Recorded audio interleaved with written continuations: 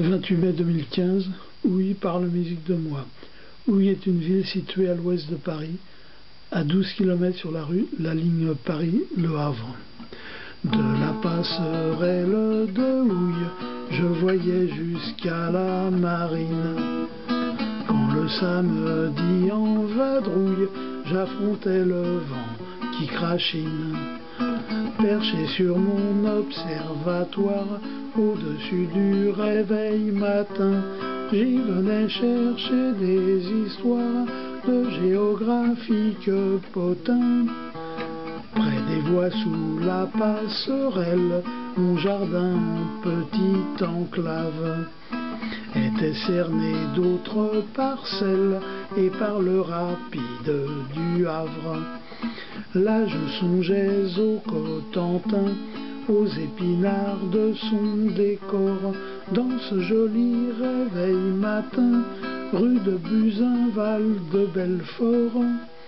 Je poussais jusqu'au bar l'ambiance, ce petit bar hors du commun. Au-delà de mes espérances, pas un buveur, pas un humain. La serveuse pas très loquace de ce café des courants d'air ne me permettait pas d'audace dans ce quartier très secondaire.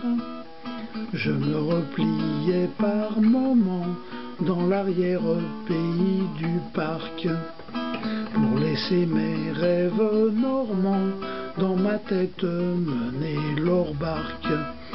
Le cargo pour les Amériques, accosté dans le port du Havre, derrière le kiosque à musique, cornet dans le registre grave. Le bourdonnement des écoles aux heures de récréation me parvenait via éole avec un bruit d'ébullition. Il me revint qu'à mes 10 ans, j'étais l'hôte de ces locaux et qu'à 4 heures je sortais en écoutant siffler les locaux. Le marché tous les samedis à un jet de pierre étalait ses concombres et ses radis et ses saucisses en chapelet. Les autres jours par les travées, je devais couper pour rejoindre l'avenue Carnot toute verte que le printemps venait de peindre. Mais après-midi dans la poste, avenue de la République, on fait de moi un drôle d'hôte au cœur laïque de ces briques. J'ai abusé de ces annuaires du département de la Seine, de la capitale à l'estuaire, parcours de savantes mises en scène.